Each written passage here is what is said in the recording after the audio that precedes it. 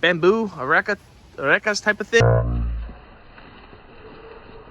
Welcome back, Bob Grows here. As you can see, it's very sunny out.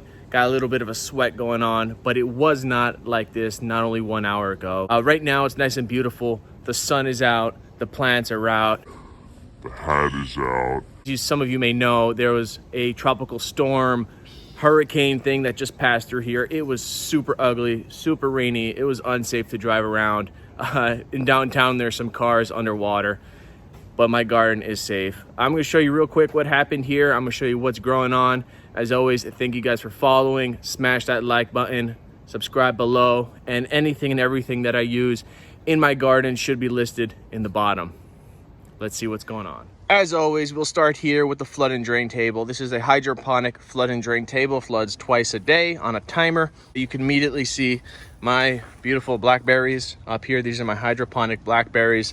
Some still ripening back here. We got some down here. This has actually grown into the ground, so it's both in the hydroponic system and in the ground. It's now being trellised up here. We also have the hydroponic papaya, Swiss chard. Some of these plants are hanging on for dear life. I have not put any nutrients in the system in a long time, and I have not checked either. We have some various peppers. We have my San Pedro cactus here growing up. Back here we have the ahi pineapple, probably ahi lemon peppers. This should be coming soon. These are going to be dwarf tomato. Oh, there's one. I was wondering when it was going to sprout, and it looks like we got one coming through. Very excited about this. These are dwarf, actually micro toms. That's the variety that's in here, micro tom. There's another container over there that has, I think it's orange hat. Here's some of the destruction from this little hurricane.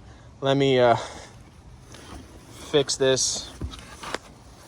All right, this is a rather large ahi dulce, ahi cachucha plant. This is what they look like right here. Very commonly used in Hispanic dishes with onions. You make a little sofrito is what they call it.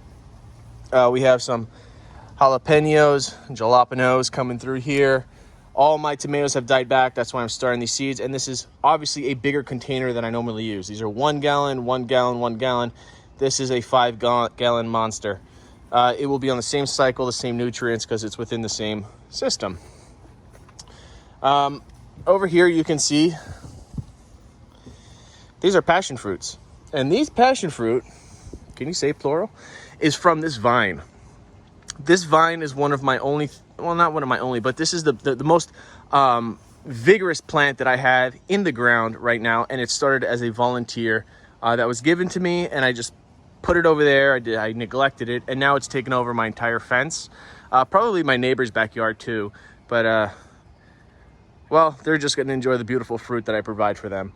And let me show you just how thick the stem is. This is the main trunk, and it's a monster. There's also a secondary trunk here. It goes down into the ground down there, and it's growing over my old rotten fence. I think at this point it's actually supporting the fence, so it's probably gonna take over the whole backyard.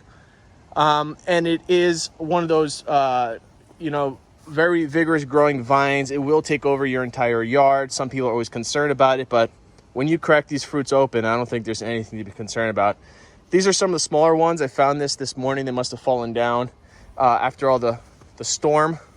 But this is helping me in a fashion. It's not just taking over all the plants, but it's actually providing shade and cover to the plants that are normally sitting in the sun. For example, this one here, this is in a container down here. It's in a 27-gallon container. There's also pineapple in here, and the mother plant for my blackberries. These would normally die because they don't receive any type of irrigation, but now that there's cover and that there's shade, this kind of funnels all the rain into this container, and you can see this is starting to pep up here. We're starting to get some growth. It's being hydrated.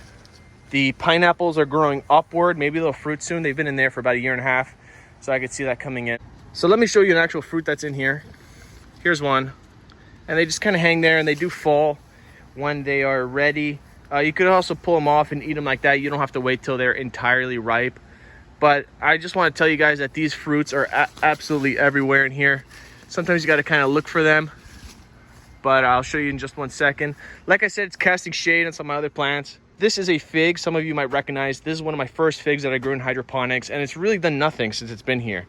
But now that I have all this shade and all this rain, I'm starting to see some figs come up, right? And also the same goes for this.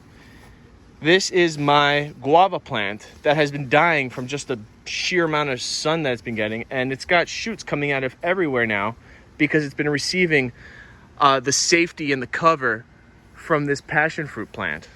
So let me show you where it goes over this way.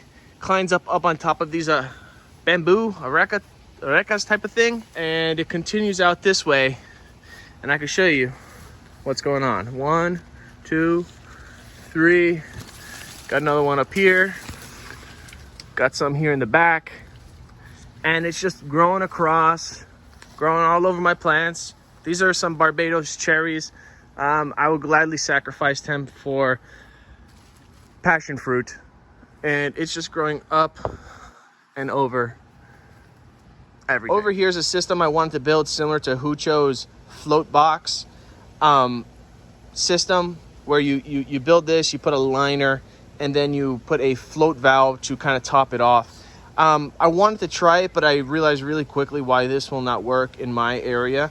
I have a lot of big animals that walk through here, and they will puncture holes through this. So again, it was worth a try, and I'll show you now.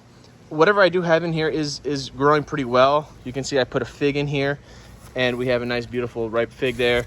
I put my bananas. These are heavy drinkers. They probably need to go on the ground by now. But this is why we can't do this. We can't have nice things here in Bob's garden. Over on this way, here's one of my raised beds, and these are thriving on negligence. You can see we do have some volunteer tomatoes down here that have cracked open from all the rain. These are all the figs. Again, this really needs irrigation of some type to thrive. It can't just do it by being in the raised bed. This is a lemon tree, again, not very happy, and that is just leftover gardening debris. One last thing to look at is my dragon fruit. This particular one is fruiting. I cannot tell you the variety. On the other ones, I wrote the variety on the side, but this one I did not. Here you can see, again, I don't know if these fruits are gonna make it, but they did flower, and it was rather beautiful. And this is physical graffiti. Again, thank you guys for tuning in. I really wish I can go back to the old days where I had tens of pounds of tomatoes and peppers at any given moment. But right now, I don't quite have that. I do have this big, huge vine that doesn't require me to do much, but hopefully we can get back to those old ways and produce massive amounts of fruit that I can keep for myself and give away to my friends and family. Thank you guys for watching. Remember, like and subscribe. I've been putting up some shorts. A lot of people have watched them. I appreciate that. Till next time, peace.